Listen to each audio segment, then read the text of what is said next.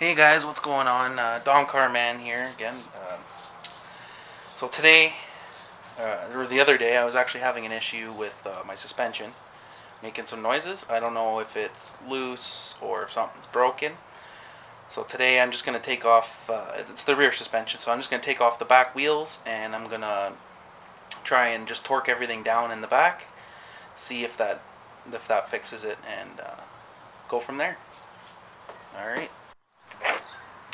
Alright, so I'm gonna start by jacking it up, taking this wheel. Now what you would do, if you don't have power tools, you would actually leave it on the ground and loosen the lug nuts. While it's still on the ground, just get them cracked. I'll show you just as an example. So you want to leave it on the ground and get them, just loosen them up a little bit. For example, like this. Usually want to do that on the ground, but I have power tools, so I'm just going to jack this thing up.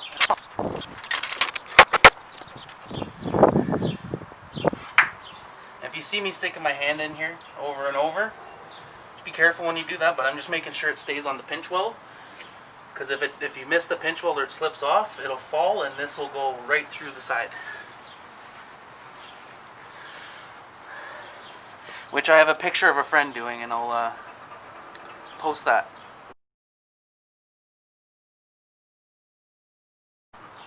Alright, so now that it's up in the air, put the jack stand under just for extra safety, in case it does fall. Alright, let's just take a look here.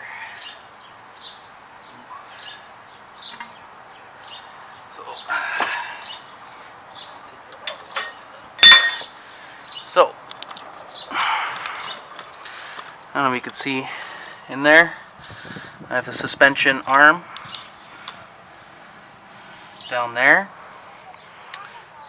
with the shock, the strut, those bolts down there, these bolts up here, those ones there, and then there's another one under in there. So I'm just going to double check that everything's tight, nothing's loose, and go from there. I'm actually going to put the tire back on because I got to do a shake test.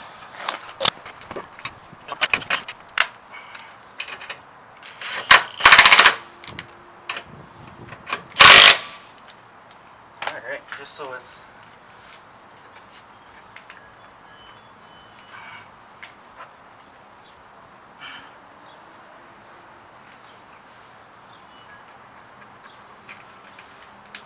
I feel nothing. She's tight. I guess might be the other side, because everything does look tight to me.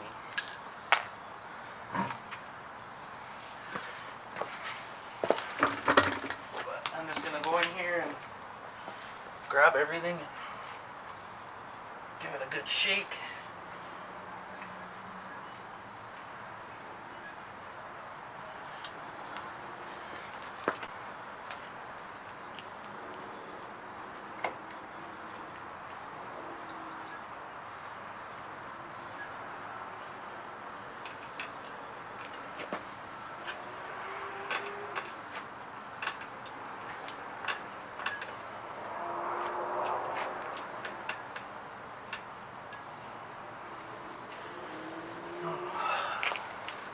My shock's gone. I think that's the issue. The suspension's completely gone. Like, the spring's pushing tension down, but even with it, the amount of weight I'm able to move this, yeah, that shock's done.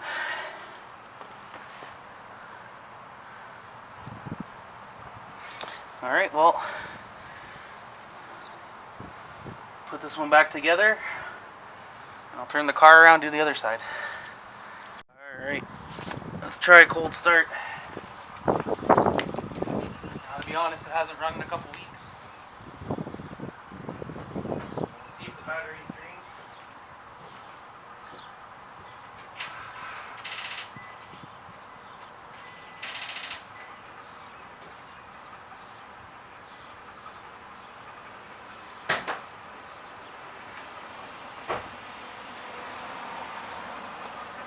It's okay, I got my booster pack. We'll try again.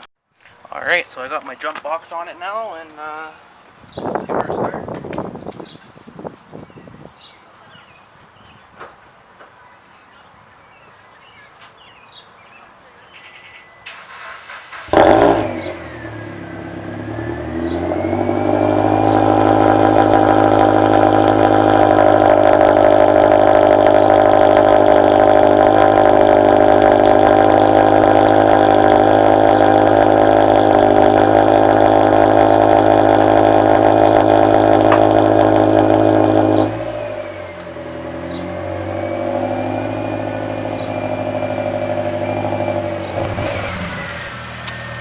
Alright, so now, as you can see, I'm sweating pretty bad, so it's hot out. It's probably about 95 degrees here, so it's pretty warm. If you're a big guy like me, my air conditioning was having issues with, I believe, the clutch and the compressor, because the sounds it makes, the lights come on, everything seems to be working. It blows cold for like a second, and then goes away, and I did recharge it, and it still has the same problem. So I think it's the clutch in the compressor pulley. So I'm going to test it again, see if it's actually working now again. Just if it by miracle fixed itself. If it doesn't, I'm going to turn it off, and if I'm not mistaken, the compressor for the air conditioning is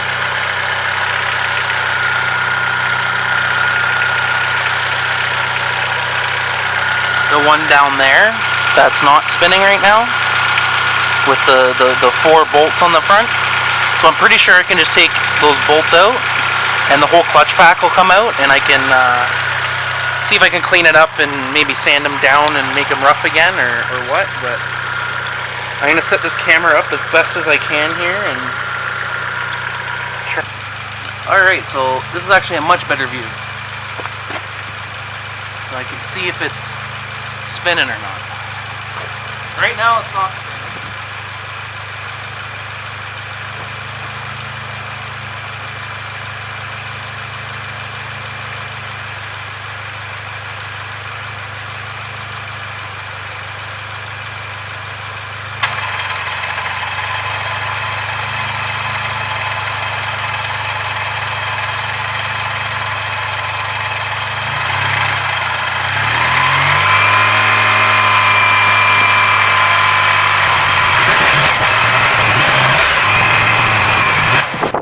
And of course, Murphy's Law, it's working. So I gotta actually watch the footage now and see what you're seeing. Alright guys, we're here in the car. I'm gonna be actually taking it for a test drive, see if it's still making the noise in the rear end. Because honestly, I haven't driven it in a couple weeks. I'm also gonna test the AC, see if it's actually working. I just tried it on camera and it seemed to be working. So we'll take her for a test drive and see for real. There's definitely some noise in the front suspension, front struts. I'm just gonna try and grease them up after. The AC's working though right now. But for some reason with this car, it's always been like this. When it's at idle or low RPMs, the AC doesn't get cold at idle. So when I'm sitting in traffic, it was always brutal. But when it's working, it was frigid. It ain't perfect, but you know what? It wasn't working at all last year. And I do have another vehicle that I've been using. So that heat wave we had a couple weeks ago, I was using that because of the air conditioning. We've been having some really hot weather, so I've been using my other car because it has working air conditioning. But the other car is a pig on gas compared to this, so I want to try and using this more again. Plus, this is older. I'd rather put the miles on this than my new car.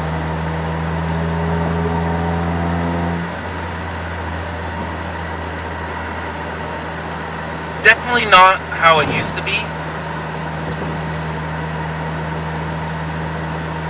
But, you know, last year, like, even, like, by now, it would have turned off. So it would start getting cold at the beginning, and then I'd start driving, and it would stop. And, I don't know, right now it seems to be okay.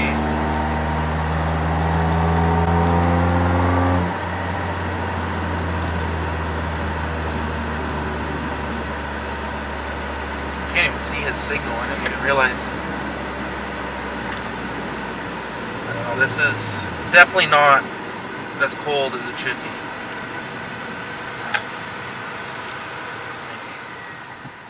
If I turn the fan down, I can hear a little more.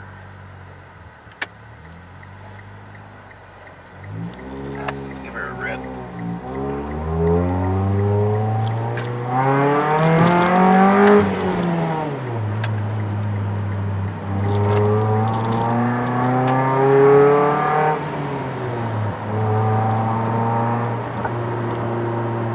Definitely hear it struggling when I'm pushing on it.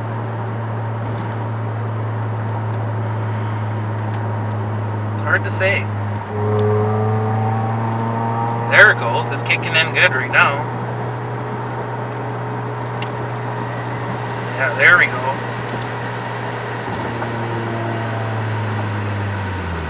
Once you turn it up though, it goes back. It's only really cold when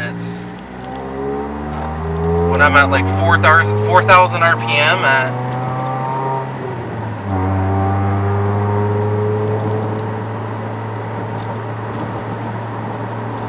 a lower fan speed.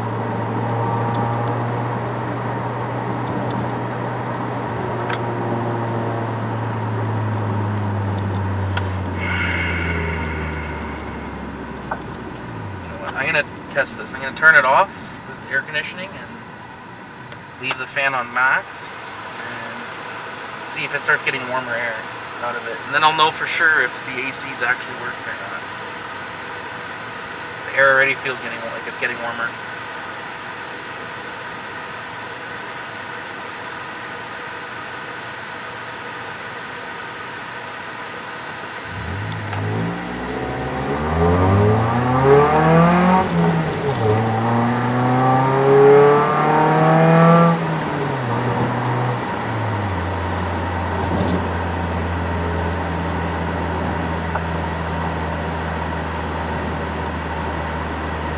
So I was reading up about it. Apparently, this clutch has a thing called a thermal fuse.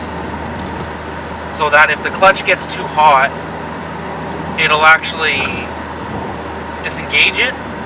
So to prevent damage to the belt. Which I find really cool. And so far the air is actually warmer now than when it was on. So let's turn it back on, and it feels so nice when it kicks on for the first time. Like this. Oh, right now it feels so good.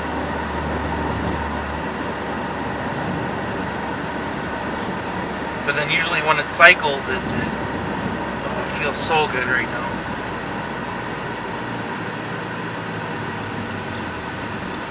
But then when it cycles, it doesn't work properly. So I'm wondering if that thermal fuse went. Because honestly, I wasn't having any problems. When I started having problems with it, it was actually the day before. It was pouring heavy rain, and I went through a little bit of a puddle. Like pretty much the bottom of the car was getting wet, kind of puddle. And the next day, the clutch, or whatever the problem was, started making a weird noise, which actually in the video when I was putting the car outside was the sound it was making again.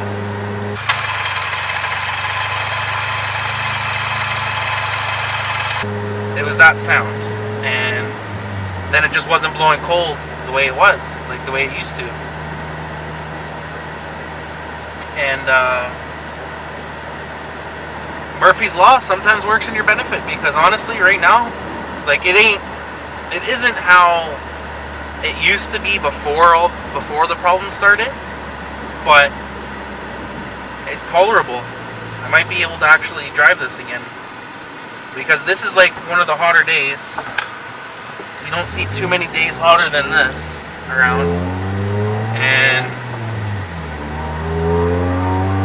you know what, this is making it at least tolerable to drive.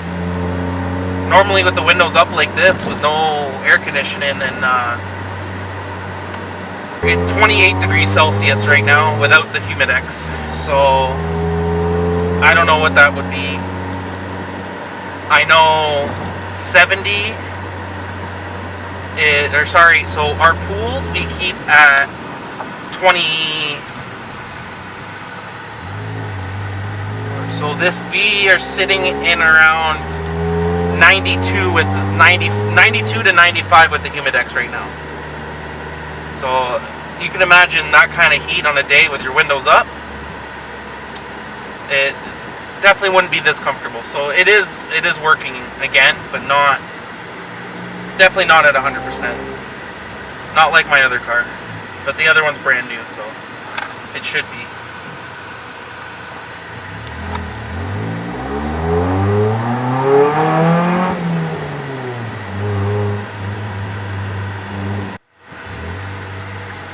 I don't know where it cut off. I wasn't paying attention to the camera, but this camera only allows me, for some reason, 10-minute videos. Because this is it's a picture camera, it's a picture camera with a recording function. It's not actually a video camera. So, but yeah, driving actually normally like this it kicks in and when it wants to. It's nice. But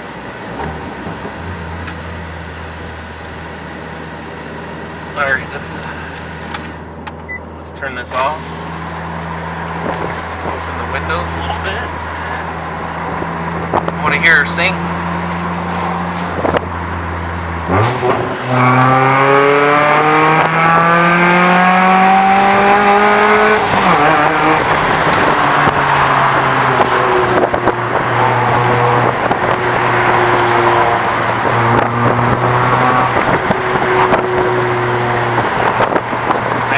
Fast. She's pretty much stock.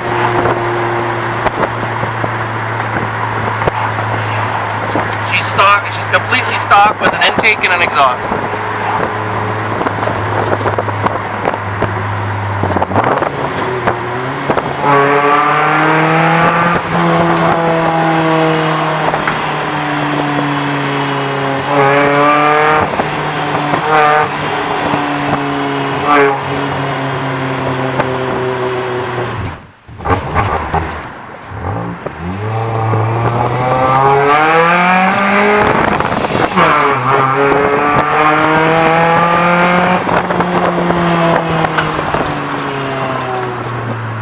Coming to a complete stop in the middle of the road.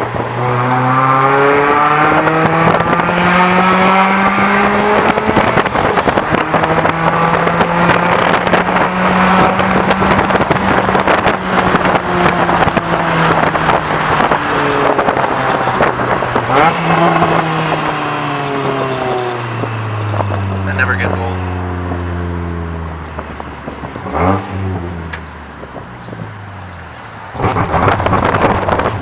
I really like this car. It's my little hoopty.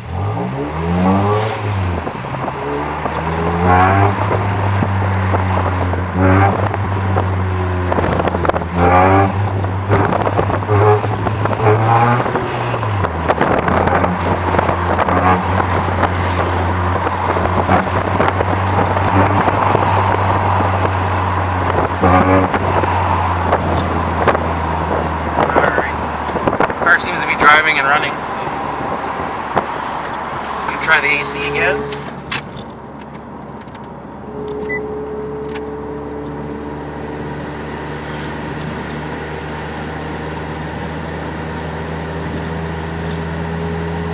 Maybe it just needed to get used. I've been having issues for over a year with the air conditioning. So yeah, there's that. And I'm just gonna park this up here for a second. I want to do... It squeaks a little bit. See if you can hear it. That. So what I'm going to do is I'm cranking the wheel. I'm going to just spray a shit ton of WD-40 in there. See if that helps, because this is an extreme budget build. I bought this car for $4,000 3 years ago. I put 100,000, $4,000 Canadian. I put 100,000 kilometers, over 100,000 kilometers on it, and I'm still driving and ripping it. And my plans are, I bought a new car now because this one's starting to get old and I don't know if it's reliable anymore. Or I don't want to take the chance of it breaking down and me being screwed for work. So my plans with this are, to start this YouTube channel with it and turn this kind of into a experiment, little project car. What I would love to do to practice on, because I want to start learning how to fabricate. I love welding.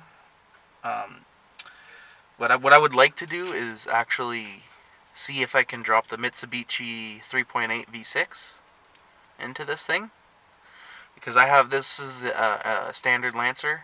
It's not all-wheel drive. So, and the Eclipse V6s, a lot of them came with just front-wheel drive. So this car's well set up for it already. So I've seen guys do the V6 swap onto.